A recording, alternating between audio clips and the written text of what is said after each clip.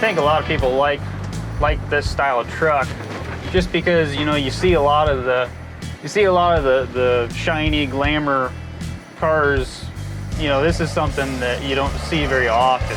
I really like these gauges. They're the DAKOTA digital. He definitely knew what he was doing when he wanted those put in. They make everything's really clean. Everything's electronic. It's just a little brain box underneath there that he plugs all the sensors into it. And pretty clean, simple, slick little deal.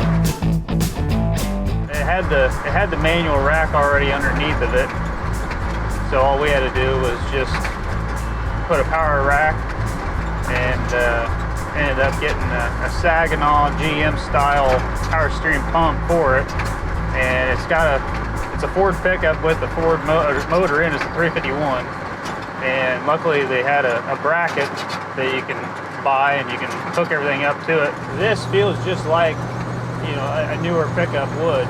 You know, I mean, you barely turn it and she wants to go. So it's, you know, cruising down the road, one hand on the wheel.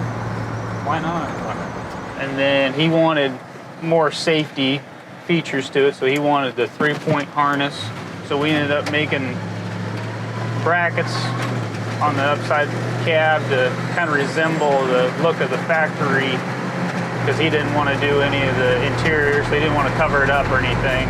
You know, we get to see a variety of everything come in and out of these doors, and being able to actually put your hands on it and help the customer, you know, make it how they want it. That's really cool. That's probably the best part about it.